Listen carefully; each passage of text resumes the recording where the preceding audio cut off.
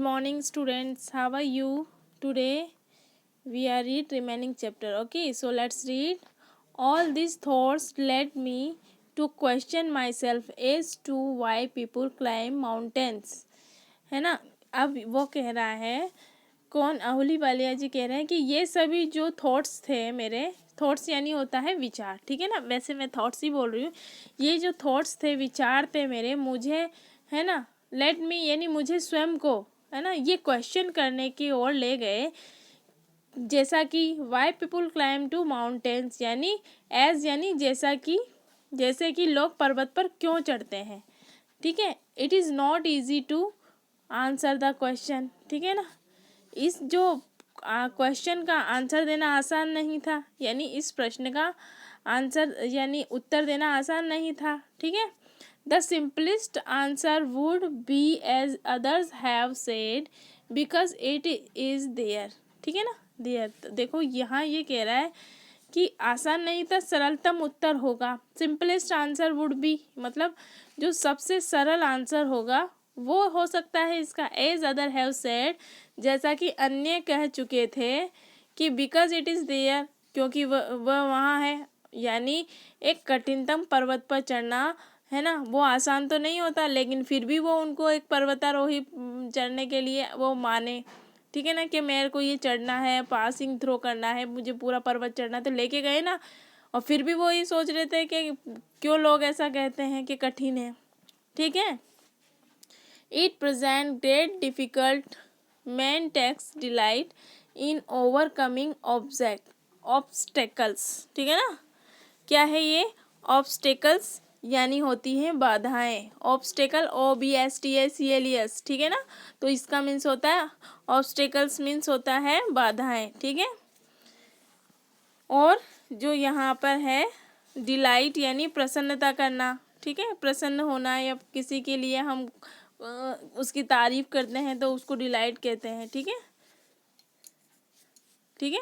तो ये कह रहा है कि जब कोई भी इट प्रेजेंट ग्रेट डिफिकल्ट्स यानी जब व्यक्ति बाधाओं, क्योंकि वहाँ पर चढ़ना मुश्किल था तो बड़ी कठिनाई से पेश आती थी। कहाँ, इस डिफिकल्ट यानी इसको अच्छे से समझना है आपको। इट प्रेजेंट गेट डिफिकल्ट, यह बड़ी कठिनाई पेश करता है। क्या, पर्वत पर चढ़ना बड़ी कठिनाई पेश करता है। यहाँ इस लाइन का यही मीनिंग लिखेगा, ठीक है ना। तो man takes delight in overcome obstacles, ठीक है ना। तो व्यक्ति बाधाओं पर काबू पाने में क्या करता है, डिलाइट यानी आनंद लेता है। उसको जो मुसीबत से लड़ता है उसको मुसीबत से लड़ने में बहुत मज़ा आता है, ठीक है। और इसको हम और वाइड करते हैं। देखो अब यहाँ हो गया, the obstacles in climbing a mountain are physical, ठीक है ना। तो जो माउंटेन पे चढ़ने पर जो बाधाएं आती है वो कैसी होती है, शारीरिक होती है। फिजिकल यानी होता है शरीर, शारीरिक रूप से जो भी होती है वो बाधाएं आती हैं। हमारे शरीर को ही तो कष्ट पहुंचता है अगर हम किसी चीज़ के अंदर मेहनत करते हैं। किसको पहुंचता है, हमारे शरीर को पहुंचता है, ठीक है ना। तो रॉक क्लाइंबिंग में भी सबसे ज़्यादा फिजिकल ही हमको जो होती है हार्डनेस किसको महसूस होती है, शरीर को, ठीक है। A climb to a summit means endurance, persistence and will power, ठीक है ना। जो विल पावर होता है, अब देखो विल पावर इच्छा शक्ति को कहते हैं, और इंड्योरेंस कहते हैं सहन शक्ति को, और जो डेमोन्स्ट्रेशन है उसको मीन्स होता है प्रदर्शन, ठीक है ना। तो देखो मैंने क्या क्या बताया आपको, जो ये डिफ़िकल्ट मीनिंग है मैं बार बार इसीलिए आपको बोल के सुनाती हूँ, स्पीक करती हूँ, ताकि आपको ये लर्न हो जाए। देखो कैसे, इंड्योरेंस मीन्स मैंने आपको बताया, एक बार फिर से सुनिएगा आप। इंड्योरेंस मीन्स मैंने बताया आपको सहन शक्ति, और मैंने आपको बताया है डेमोन्स्ट्रेशन यानी प्रदर्शन, और विल पावर यानी इच्छा शक्ति, और परसिस्टेंस यानी करते रहना होता है, ठीक है ना। देखो यहाँ पर है the obstacle in climbing mountain are physical, a climbing to summit means endurance, इसका मीन्स होता है इंड्योरेंस का मतलब सहन शक्ति, ठीक है ना। और प्रिस्टेंस का मतलब होता है है ना। परसिस्टेंस भी इसको हम बोल सकते हैं, परसिस्टेंस करते रहने को कहते हैं, ठीक है ना, जो लगातार हम करते रहते हैं, है ना, उसी को बोलते हैं। और इंड्योरेंस कहते हैं सहन शक्ति को, विल पावर, ठीक है ना, विल पावर सहन शक्ति को कहते हैं। अब इसका फुल मीनिंग हम इस सेंटेंस का निकालेंगे कि व्यक्ति बाधाओं पर काबू पाने में आनंद लेता है, लेकिन एक पर्वत पर चढ़ाई करने में जो बाधाएं आती है वो शरीर को आती है। अब एक शिखर पर एक चढ़ाई का अर्थ होता है सहन शक्ति, है ना, सहन शक्ति, है ना, जो हम क्या है संकल्पना कर चुके होते हैं, कल्पना कर चुके थे, और इच्छा शक्ति, इनकी ज़रूरत होती है। यानी एक तो हमको ज़रूरत होती है सहन शक्ति की, और विल पावर की ज़रूरत होती है कि हमको ये करके ही जाना है, ठीक है ना, और इससे नहीं घबराना। The demonstration of the physical quality is not doubt accelerating as is was for me also, ठीक है। अब देखो, एक्सलरेटिंग का मतलब होता है रोमांचकारी, ठीक है, और डेमोन्स्ट्रेशन का मतलब प्रदर्शन, में आपको पहले ही बता चुकी हूँ इसका, है ना।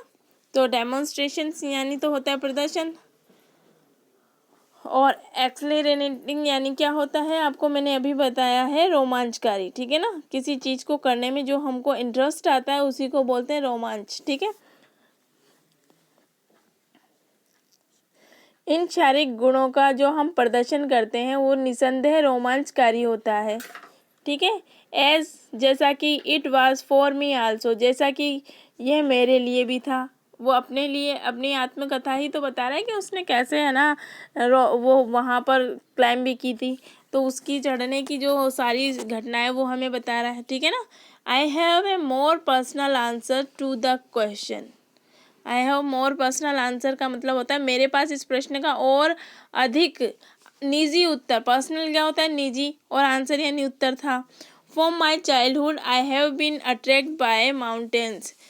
चाइल्डहुड किसको बोलते हैं आपको पता है, बचपन को बोलते हैं। तो मेरे बचपन से ही मुझे पर्वतों पर, है ना, पर्वत आकर्षित करते थे, मेरे पर्वत द्वारा आकर्षित किया गया है। यानी मैं पर्वत, जब भी मुझे पर्वत देखता तो मुझे बहुत अच्छा लगता था वो, ठीक है ना। I had been miserable, lost when away from mountains in the plains, ठीक है ना। अब वो आगे कहता है कि मैं मैदानों में जब पर्वतों से दूर हुआ तो बहुत उदास व गुमसुदा सा रहा था, ठीक है ना। यानी बहुत ही ज़्यादा मैं अपने आप में खोया खोया रहता था। Mountains are nature at its best, ठीक है ना। तो जो माउंटेन नेचर होता है, यानी जो पर्वतों का जो नेचर होता है, पर्वत नेचर कहते हैं प्रकृति को, ठीक है ना। पर्वत प्रकृति का श्रेष्ठतम रूप है, यानी प्रकृति की सबसे अच्छी चीज़ क्या होती है, माउंटेन्स बनाए, क्योंकि उसको बहुत पसंद है आहूली वालिया को माउंटेन्स, ठीक है। Then beauty and majesty pose a great challenge and like many I believe that mountains are a means of communion with God, ठीक है।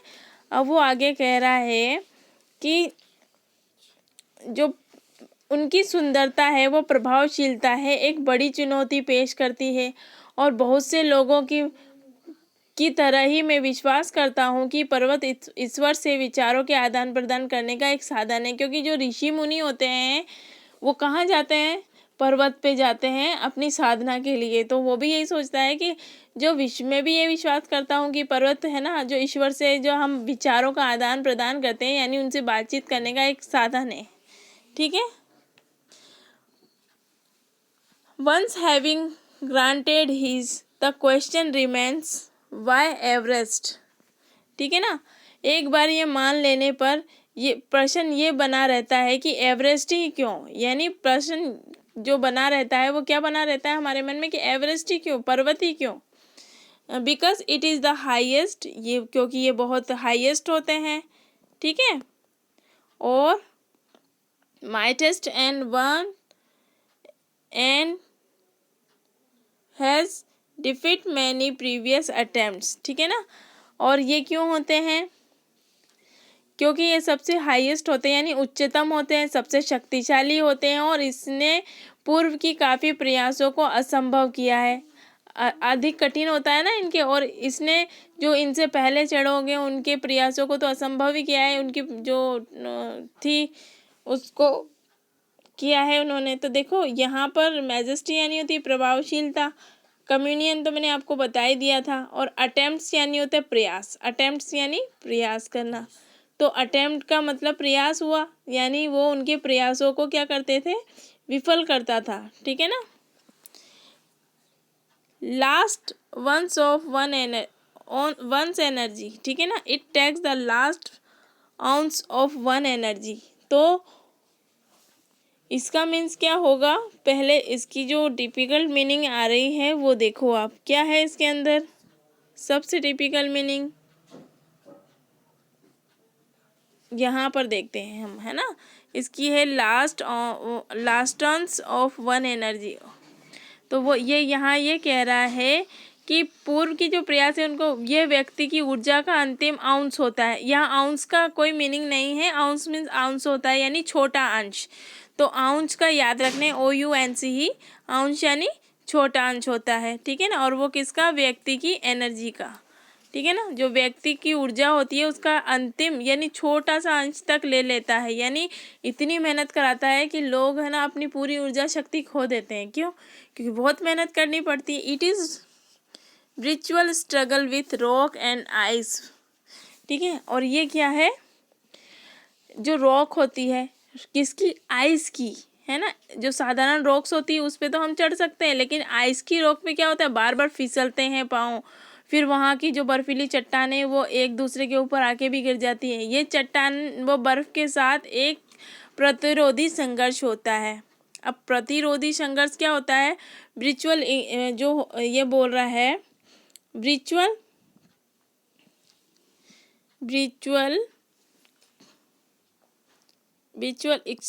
स्ट्रगल होता है, यानी बहुत ही प्रतिरोधक वाला जो होता है संघर्ष होता है। One taken up, it cannot be given up halfway even when one's life is at stuck.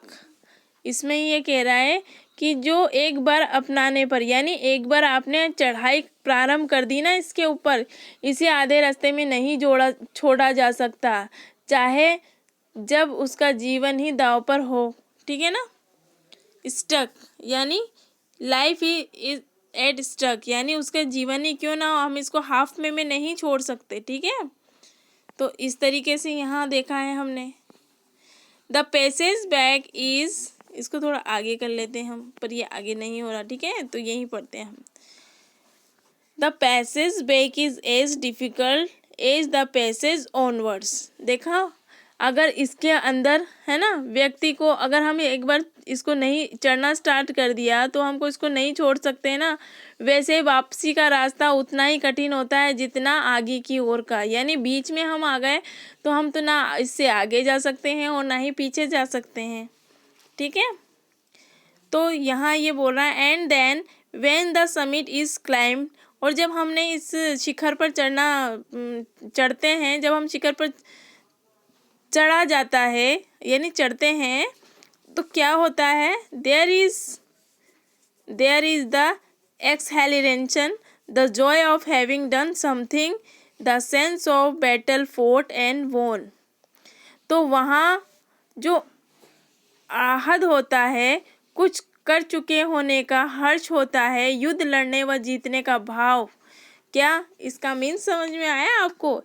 इसका मीन्स ये कह रहा है कि ऐसा लगता है जब हम इस पे चढ़ाई करते हैं शिखर पर, तो हमारे अंदर ये एक्सलेरेशन होता है किसका, एक खुशी का कि हमने कुछ किया है, समथिंग डन का यानी कुछ करने का, and sense of battle fort, ऐसा लगता है कि हमने कोई युद्ध जीता हो, एंड वोन यानी एक युद्ध हमने बहुत मेहनत से लड़ा हो, पूरी सांस तक लड़ा है, आखिरी सांस तक लड़ा है और उसको हमने जीता है, ऐसा हमको क्या होता है, फील होता है। There is a feeling of victory and happiness, ये हमारे लिए एक विजेता के तौर पे ली हुई एक किससे होती है, विक्ट्री की तरह होती है कि हमने इसको जीत लिया है, ठीक है ना। ये रास्ता कठिन होता है क्योंकि इसको वो एक विजय व प्रसन्नता का भाव इसमें हमारे लिए इसीलिए आ जाता है। Glimpse a peak in the distance, glimpsing एक छोटी की दूरी देखने पर मैं दूसरे लोक में क्या होता है, पहुंच जाता हूँ। ग्लिम्पस किसको कहते हैं? अब आप पूछोगे कि मीन्स ऑफ ग्लिम्पस क्या होता है। तो इसका जो ग्लिम्पस का मीन्स है वो तो आप मुझे खुद है ना सर्च करके बताओगे। ग्लिम्पसिंग का मतलब क्या होता है, ग्लिम्पसिंग का आया आपको? नहीं आया ना, क्योंकि ये न्यू वर्ड है।